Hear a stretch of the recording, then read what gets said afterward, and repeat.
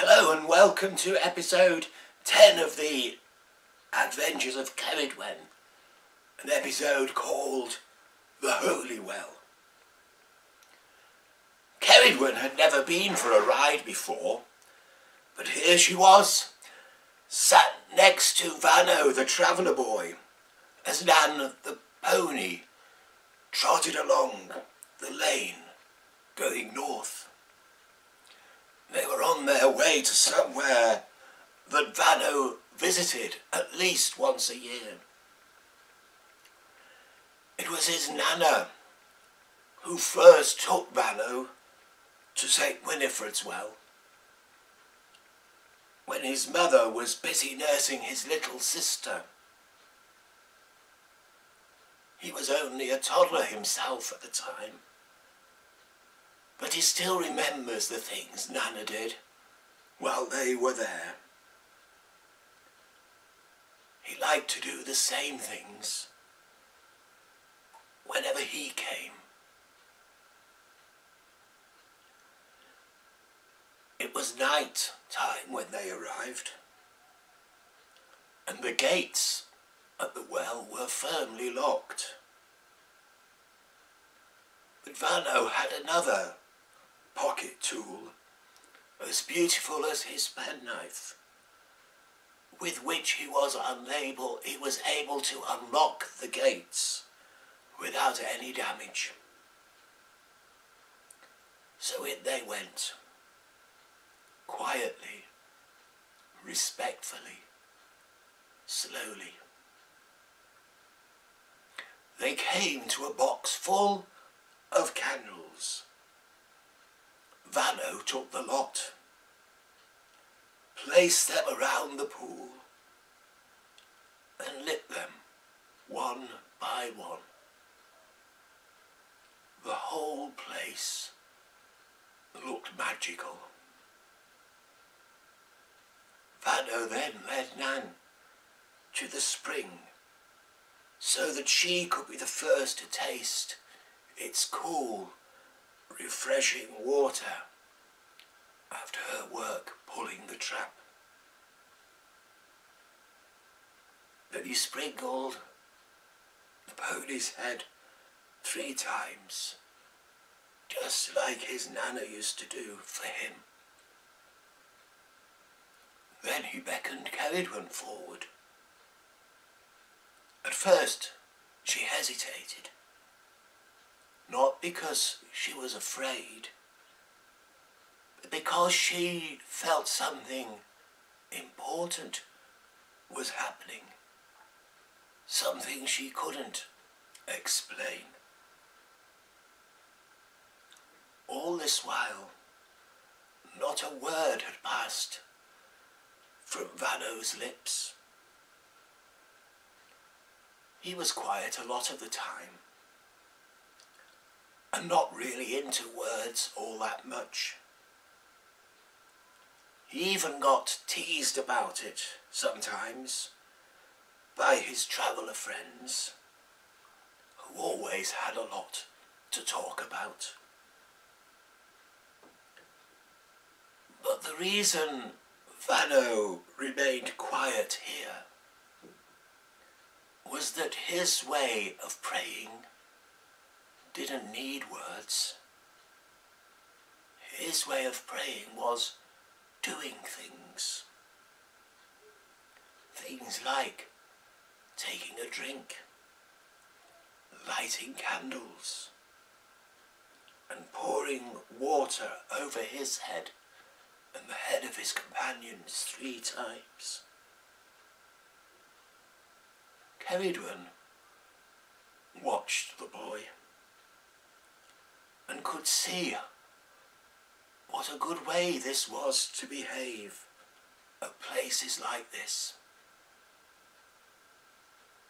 Little did Ceridwen know that when humans come in groups, the place is never so quiet as this. Vano had one more important ritual to perform. this was something the guardians of the well frowned on. It was the main reason he made his visits at night. He began removing his clothes and folding them in a neat pile on one of the benches.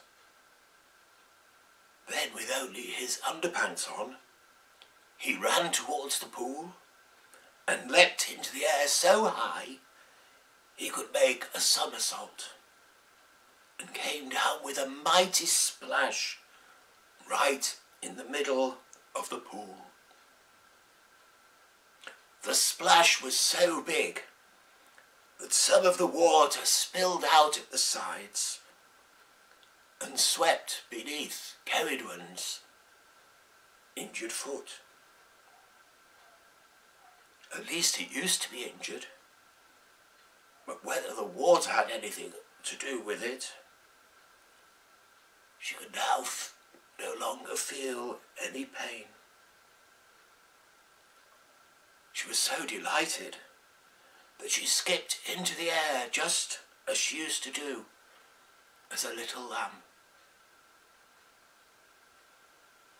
When Vano had finished, he put his clothes back on his wet body, and the three of them then made their way to the oldest part of the spring. As Ceridwen looked into this well, she could see something sparkle, and another, and another. It reminded her of the light show she saw in the sea at Penman. But this show was not made by tiny sea creatures. The flickering light of the candles and an almost full moon were reflecting off coins that humans had thrown into the well as an offering of thanksgiving. Vano reached into his pocket, took out the silver coin he found in Ceridwen's fleece, and then placed it gently by the edge of the pool. Ceridwen knew exactly what to do. She looked up at the moon with a grateful heart, full of love for the boy and his pony. Then she nudged the tiny coin into the water with her nose. The three companions were all thinking similar thoughts, hoping that good things would come the way of those who stood with them. Time came to leave, and as they passed the candle box, Vano placed a £20 note in the wall safe to pay for the candles and as his own offering of thanksgiving in honour of St. Winifred. And he whispered words for the first time that evening: "I'll be back." Ceridwen woke before the dawn and knew that it was time to move on. So she gathered some of the daisies nearby where they had been sleeping and made a circle with them around the sleeping boy and his pony. She was long gone when they awoke, but they saw the flowers and knew she was okay. Later that day, Ceridwen was passing by a field when she saw a bird hover and then dive suddenly to the ground. It was a kestrel, and it had just caught its dinner When Ceridwen reached the spot, all that remained were a few small tufts of fur. "Hello," said the kestrel.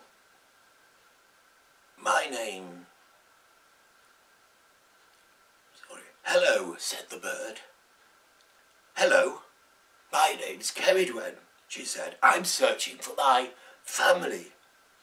Have you seen any sheep looking like me when you have been up there looking down?" "As a matter of fact, I did. Many weeks ago. They were at the market, waiting to be sold. I don't suppose you know who bought them?" "Sorry," replied the kestrel. "By the way, I like your name. Are you a poet?" "What makes you ask that?" "Ceridwen is the name of a famous Welsh poet from long ago in the stories of Wales." Ceridwen couldn't believe her ears. That night she had spent on the Giant's Mountain now made more sense. She was born to be a poet, and all the places she had visited while searching for her family had given her as a gift poems in her dreams. "Did you know there's a poem about kestrels?" "Who dreamt that one?" asked Ceridwen. "It was a young man from England who came to this part of Wales more than 100 years ago," explained the kestrel. "He loved the countryside and its creatures. He loved them so much that he had to make up some of his own words to say what he wanted his poems to say." "How about the kestrel poem?" asked Ceridwen. "It's called The Wind Hover, which is another name for kestrels, because, as you saw, we do a lot of hovering on the wind." "I saw you do that, yes," said Ceridwen. "It's very impressive." "Not as impressive as doing something completely new," replied the kestrel, "like making up words and poems. That really is a special gift. The Windhover poem describes what we kestrels could do better than we could make ourselves, and makes us feel so proud." Proud was how Ceridwen was beginning to feel about herself.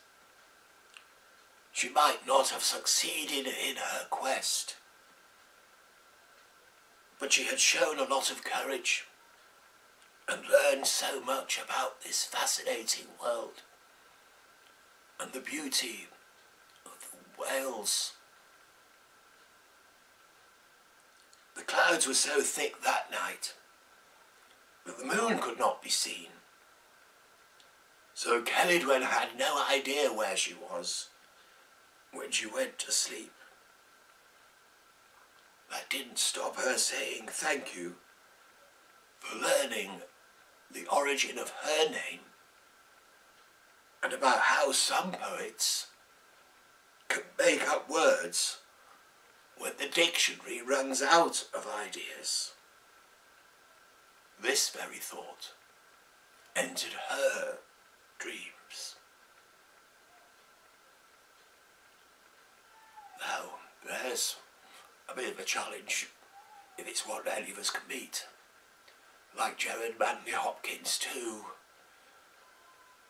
create words of our own, based on words we know, but just pushing words together in a way that makes the poem that bit more expressive. Until the next time, that will be the final episode, part written. Thank you for listening.